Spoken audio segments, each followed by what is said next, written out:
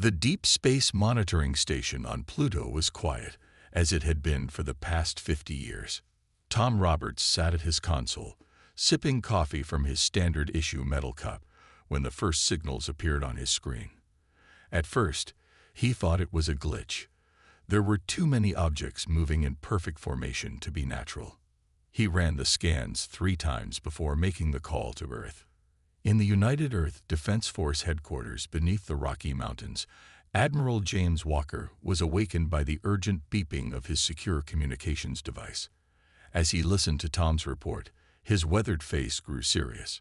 Decades of training had prepared him for this moment, but the reality of it still made his heart race. "Sound the alert," he ordered, his voice steady despite the gravity of the situation. "Code Black. This is not a drill." Within minutes, military bases worldwide lit up with activity. Deep beneath the oceans, hidden sensors tracked the approaching fleet's movement. Early calculations showed over 300 vessels, all larger than anything humanity had ever built, at least officially. The Emergency Council gathered in the war room, their faces illuminated by the massive holographic display showing the solar system. The alien fleet's trajectory was marked in red, a straight line heading directly for Earth. There was no doubt about their destination. "They're moving at 0.15 light speed," reported General Mary Thompson, her finger tracing their path. "At this rate, they'll reach Mars orbit in 72 hours. Admiral Walker stood at the head of the table, looking at each of the 20 council members. These were the people who had helped prepare Earth's defenses for the past 30 years, ever since they'd found the ruins on Mars. They'd known this day would come. The only question had been when. "Begin evacuation of all orbital stations," Walker commanded. "Move all civilian ships behind the moon. Activate the outer defense grid, but keep it in passive mode only. Let's see how they react." The first attempt at communication was sent using standard protocols discovered in the Mars ruins. No response. The second attempt used newer formats. Still nothing. The fleet maintained its course, silent and purposeful. In cities across Earth, life continued as normal. The public had been prepared for decades through carefully crafted entertainment and education. Everyone knew what to do in case of alien contact.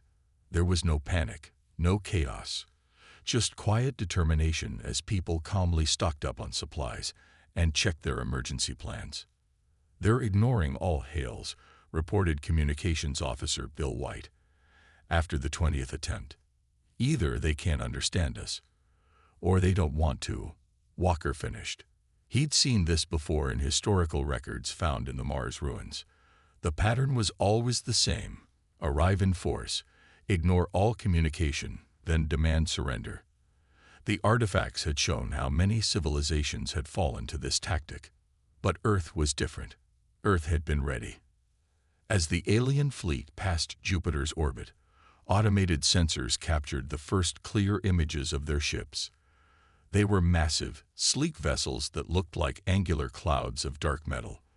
Their design matched nothing found in the Mars records, but their technology signatures were familiar.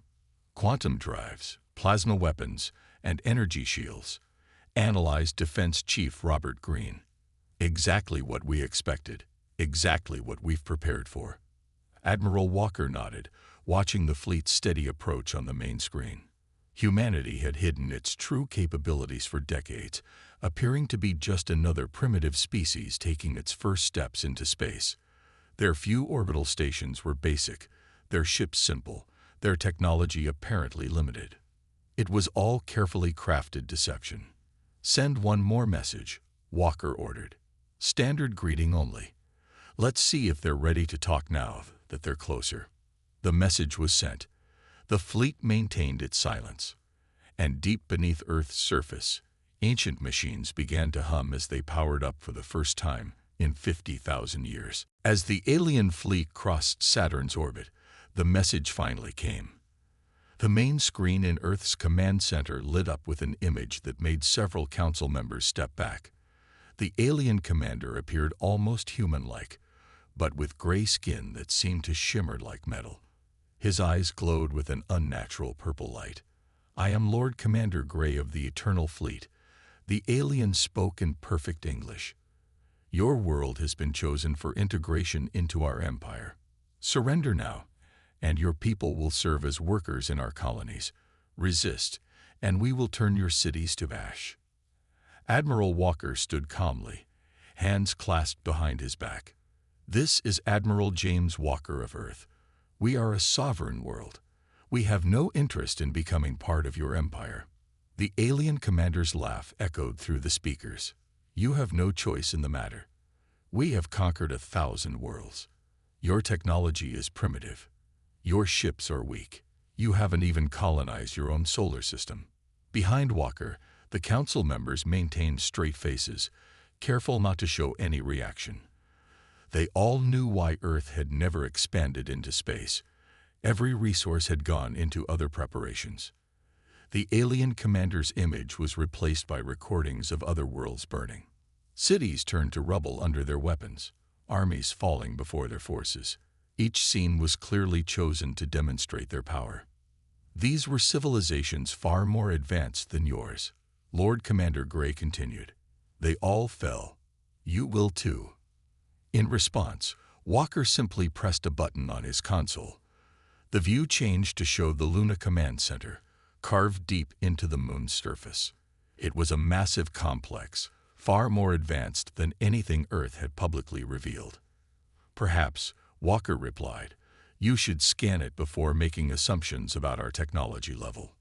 The alien commander's expression shifted slightly, the first sign of uncertainty. Long-range scans of Earth have shown only basic orbital facilities. This hidden base was unexpected. "A single hidden facility changes nothing," Gray declared, but there was a new edge to his voice. "You have 6 hours to surrender. After that, we will take your world by force." The transmission cut off. Admiral Walker turned to the council. "They're doing exactly what the Mars records predicted. Arrogant, overconfident. They expect us to be terrified by their show of force." General Thompson pulled up a holographic display of Earth's defense systems. Thousands of dots lit up around the planet. Hidden satellites, underwater bases, and ground installations that had never appeared on any public scan. "All systems are ready," she reported. "The quantum shield network is charged. Surface-to-space weapons are armed. The Neptune defense line is in position." Walker nodded. "And Project Phoenix. The ships are powered up, and crews are boarding. We can launch within 30 minutes. In orbit around Mars, automated sensors tracked the alien fleet as it approached. Their formation was tight, efficient, and predictable. They weren't trying to hide their movements or protect against ambush. Why would they? They thought they were facing a primitive civilization. "They're not even running active scans," noted Defense Chief Green. "Their arrogance is making them sloppy." The 6-hour deadline approached. In cities across Earth, people moved calmly into underground shelters. These weren't the crude bunkers shown in public records. They were fully equipped survival facilities, built to withstand any attack. "Sir," Bill White called from his communications station, "we're picking up transmissions between their ships. They're discussing how to divide Earth's resources. They're already assigning governors to our major cities." Walker allowed himself a small smile. "Send them our response." On the main screen, Lord Commander Gray appeared again. "Your time is up. What is your answer?" Admiral Walker stood tall, his voice firm. "This is humanity's response. Turn back now. This is your only warning." The alien commander's laughter filled the command center. "You dare to threaten us? Very well. Remember, you chose this path." As the transmission ended, Walker turned to his crew. "Activate Defense Line 1. Let's show them why humanity never wasted time building an empire. We were too busy preparing for this day." Around Mars, hidden weapons platforms powered up, ready to give the alien fleet their first surprise. The alien fleet moved past Mars' orbit with complete confidence. Their massive ships blocked out the stars, casting dark shadows on the red planet below. Lord Commander Gray stood on his bridge, watching the approaching human homeworld on his view screen. "Launch the first wave," he ordered. "Let's show these primitives what real power looks like." 50 ships broke from the main fleet, accelerating toward Mars. Their weapon systems powered up, preparing to push through any weak resistance these humans might offer.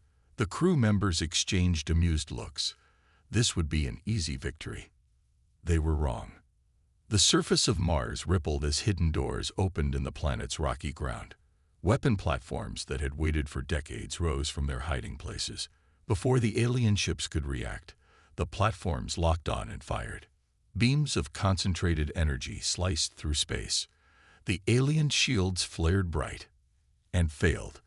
20 ships exploded in the first volley. In Earth's command center, Admiral Walker watched the battle unfold. "Send the message again," he ordered. "One last chance." On every alien ship, screens lit up with Walker's face. "This is your final warning. Retreat now or be destroyed. We will not show mercy to invaders." Lord Commander Gray's response was immediate. "A few hidden weapons don't change anything. All ships, full attack formation. Destroy those platforms." The remaining ships of the first wave opened fire.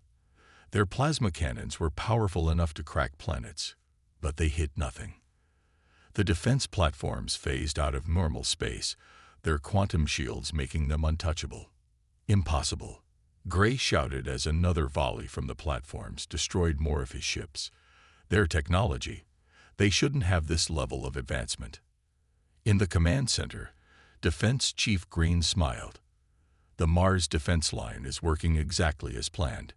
Energy output is stable. Phase shields are holding."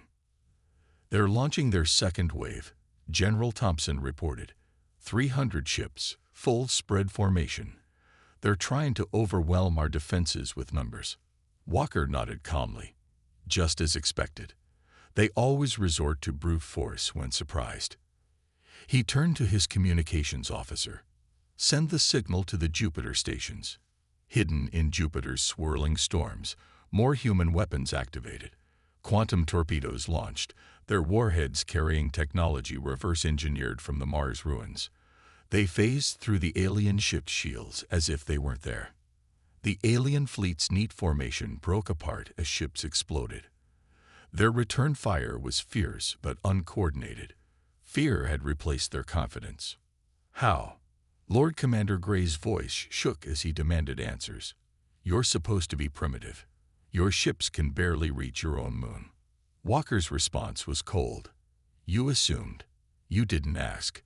Humanity learned long ago that it's better to be underestimated." The alien commander slammed his fist on his control panel. "We've conquered 1,000 worlds. We will not be defeated by primitives. All ships, prepare the planet crackers. We'll destroy this entire system." In Earth's command center, Walker pressed a button on his chair. "Now you see why we gave you so many warnings. Project Phoenix. Launch." Across Earth's oceans, the water began to churn.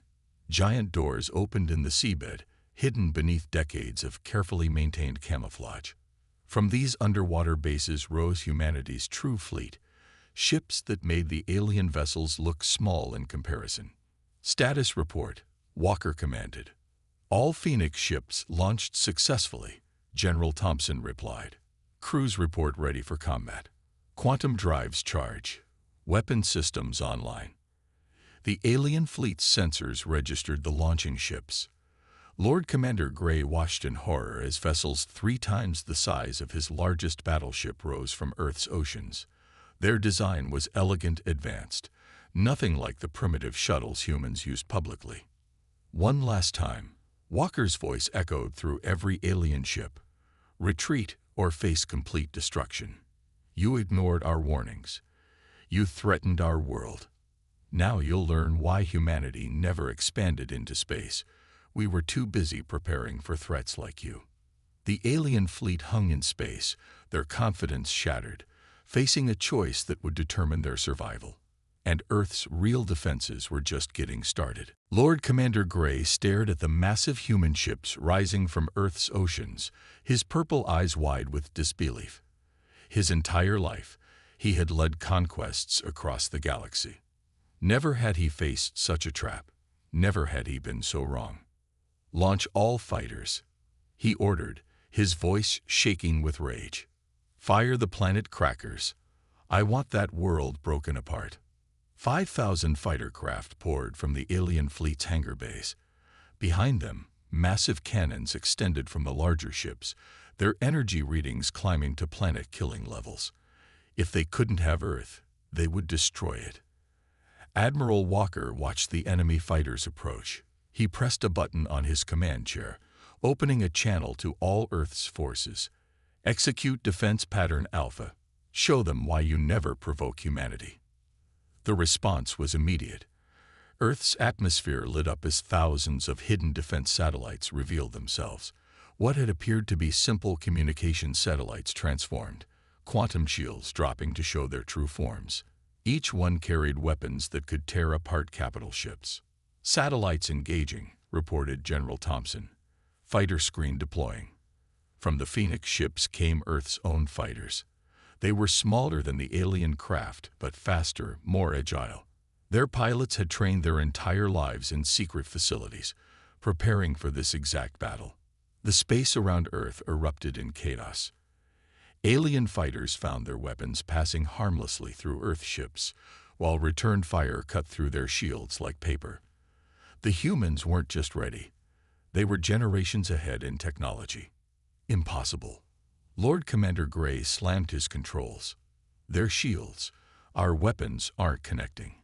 How are they blocking quantum-based attacks?" In Earth's command center, Defense Chief Green monitored the battle data. "Enemy losses at 60%. Our fighter squadrons are holding formation. No casualties yet." The alien fleet's planet crackers finished charging. Energy beams capable of shattering worlds fired at Earth. For a moment, the alien crews cheered. Surely nothing could stop weapons of this power. But the beams hit a barrier 50,000 kilometers from Earth's surface. The quantum shield network, hidden for decades, absorbed the attack completely. The planet crackers, the aliens' most powerful weapons, had failed. Admiral Walker stood from his chair, launched the Prometheus missiles. From Earth's Phoenix ships came a new weapon, missiles that seemed to bend space itself around them. The alien fleet tried to shoot them down, but their weapons couldn't connect. The missiles passed through their shields as if they weren't there. What kind of technology is this? Lord Commander Gray watched in horror as the missiles approached. Full evasive action. Get us out of weapon range. But there was nowhere to run. The missiles detonated, not with explosions, but with waves of quantum energy that rippled through space. Alien ships caught in the waves simply fell apart, their atomic bonds disrupted by technology they couldn't understand. "Status report," Walker commanded. "Enemy fleet at 40% strength and falling," General Thompson replied. "Their formations are breaking. They're trying to retreat." On his flagship, Lord Commander Gray faced a terrible truth. His mighty fleet, terror of 1,000 worlds, was being torn apart by defenses they hadn't even known existed. The humans hadn't just prepared. They had surpassed everything his empire had achieved. "All ships, emergency retreat," he ordered. "Get us out of this system." But when the alien ships tried to activate their quantum drives, nothing happened. Earth's defense network had created a quantum lock around the entire battle zone. There would be no escape. Admiral Walker opened a channel to the alien flagship. "You ignored our warnings. You threatened our world. Now you understand why humanity chose to hide its true strength. We will give you one last chance. Surrender, or your fleet will be destroyed completely." In the command center, the Council watched the battle screens. Decades of preparation, trillions spent on secret defense programs, and countless hours of training had led to this moment.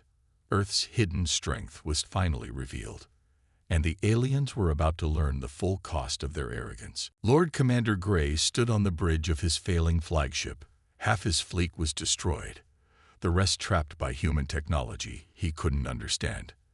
But he had conquered too many worlds to surrender now. All remaining ships, he commanded, concentrate fire on their command center on the moon. We'll kill their leaders first. The alien fleet's remaining ships turned their guns toward the Luna command center. Energy beams and plasma torpedoes streaked across space. For a moment, it seemed like they might break through. Then the moon's surface changed. What looked like solid rock rippled and transformed. A shield of pure energy appeared, absorbing every attack. The aliens' most powerful weapons couldn't even leave a mark. Admiral Walker watched from Earth's command center. "They never learn," he said quietly. "Activate the Luna defense grid." The moon's surface split open. Hidden weapon ports appeared in the crater walls. Each one held technology that humanity had kept secret for decades. The aliens had thought Luna Command Center was just one base. They were wrong. The entire moon was a fortress. "Luna weapons ready," reported General Thompson. "Target lock confirmed." Fire. The moon lit up like a second sun. Beams of concentrated energy shot out from hundreds of hidden ports. Each beam found its target with perfect accuracy. Alien ships that had survived Earth's attacks began exploding one after another. On his flagship's bridge, Lord Commander Gray watched his fleet die. "How?" he whispered. "How did they hide all this?"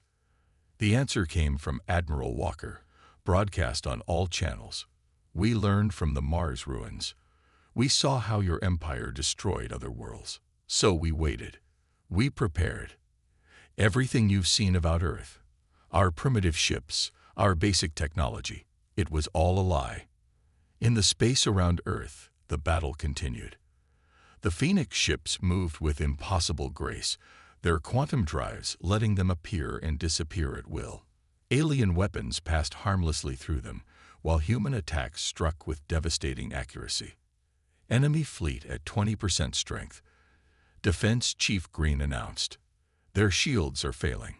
Their weapons are running out of power."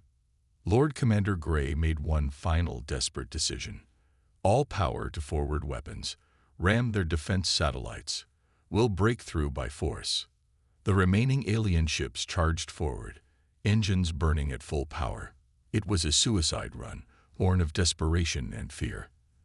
They expected to at least take some human defenses with them.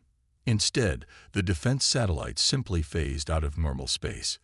The alien ships passed through empty air, their sacrifice meaningless. "End this," Walker ordered. Earth's quantum shield network pulsed. A wave of energy spread out from the planet, carefully calculated to affect only the alien ships. Their power cores shut down. Their engines died. In moments, the mighty invasion fleet was reduced to helpless metal boxes floating in space. In Earth's command center, the Council watched the final moments of the battle. Decades of preparation had paid off. The aliens who had threatened their world now floated powerless before them. "Open a channel to all enemy ships," Walker commanded. His image appeared on every alien screen. Even with their ships dead, they could still receive transmissions. They had no choice but to listen. "You came to our world thinking we were primitive," Walker said. "You threatened our people. You ignored our warnings. Now you understand why humanity never expanded into space. Why we never built an empire. We spent our time and resources preparing for threats like you." The alien crews watched in silence as Earth's Phoenix ships surrounded them. The massive vessels made their own ships look small and weak. "Your empire has conquered 1,000 worlds," Walker continued. "But you've never faced a species that knew you were coming. That spent generations preparing for this exact moment." He stood from his command chair, his voice firm with authority. "Now, Lord Commander Gray, let's discuss your surrender. And after that, we'll talk about freeing those 1,000 worlds you enslaved." The battle was over. Humanity's hidden strength had been revealed, and the galaxy would never be the same. The massive screens in Earth's command center showed hundreds of disabled alien ships, now floating harmlessly in space. Admiral Walker looked at the tactical display, watching as Earth's Phoenix ships moved into position around the defeated fleet. "Boarding teams ready, sir," reported General Thompson. "All ships are targeted. They can't power up their weapons or engines." Walker nodded. "Begin the operation. Remember, we take them alive. The galaxy needs to see this." Earth's ships launched smaller vessels, each carrying teams of soldiers in advanced combat suits. These weren't the basic space suits shown in public videos. They were powered armor that made each soldier stronger than 10 aliens. Lord Commander Gray watched helplessly as the human boarding craft approached his flagship. His crew looked to him for orders, but there were no orders left to give. Their weapons were dead. Their engines were silent. Even their backup systems had been shut down by human technology. "How long?" he asked when the humans reached his bridge. "How long have you been preparing for this?" The human team leader answered through his suit's speakers. "Since we found the ruins on Mars. We learned everything about your empire, every technology, every tactic.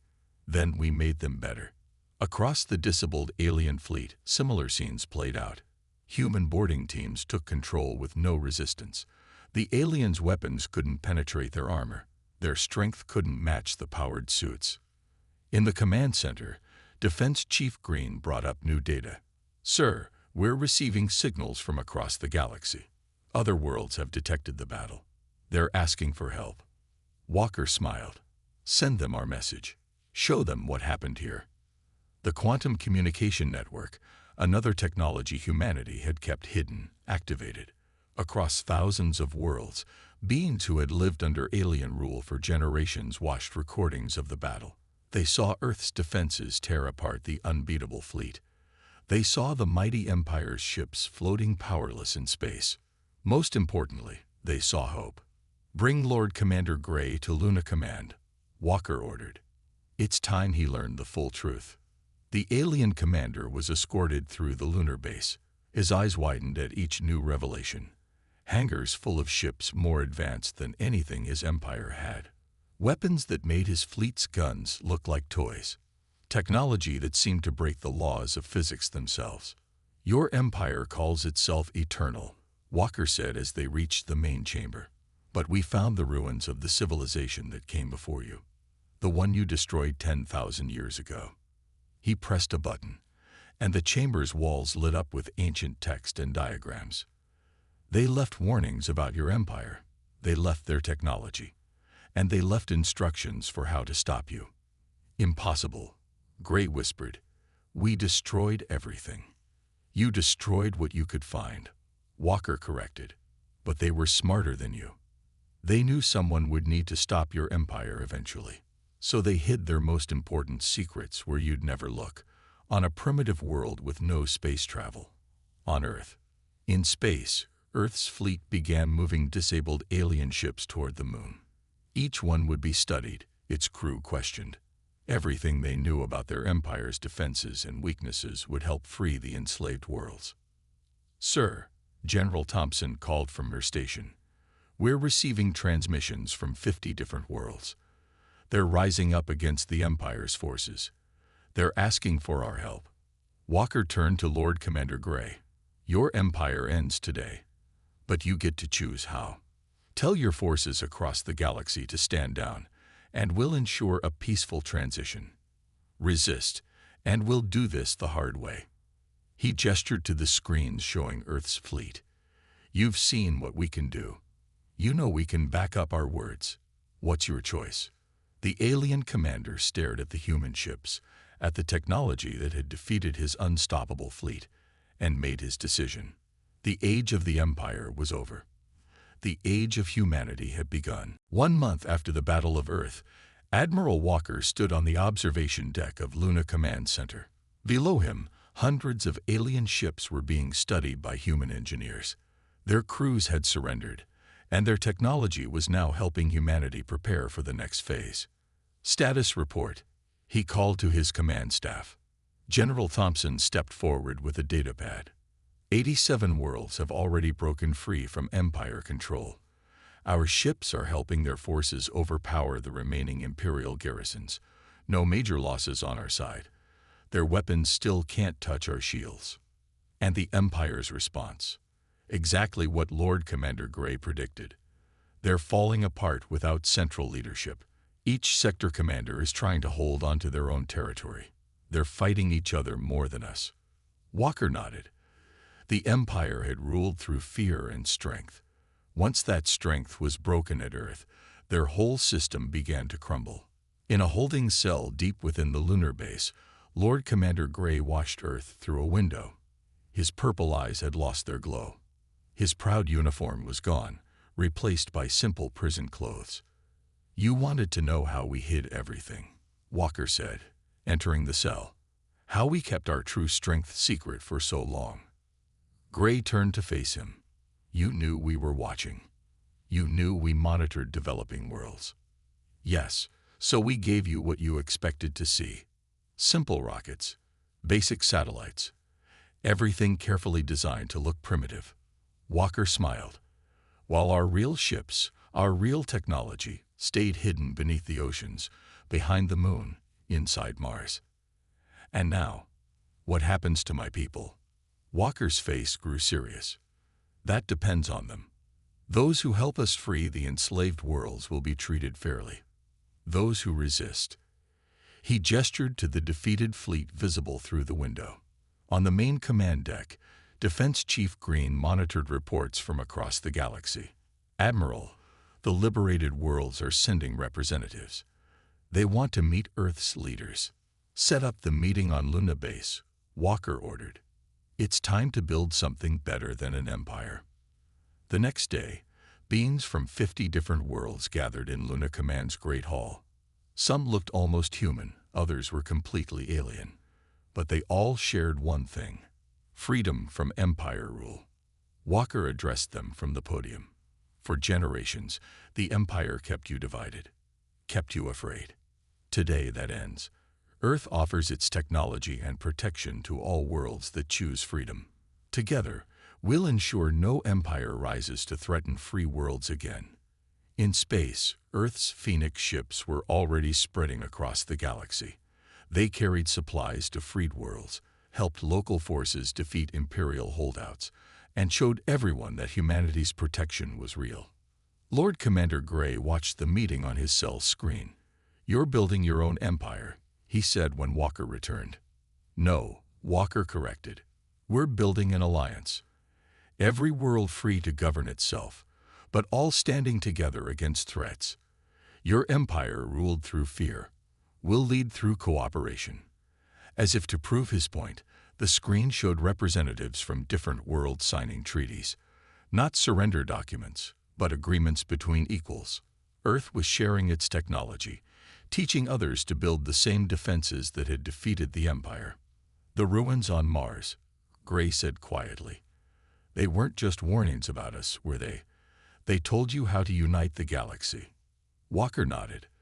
They knew someone would need to defeat the Empire. But they also knew that defeating it wouldn't be enough. Something better had to take its place.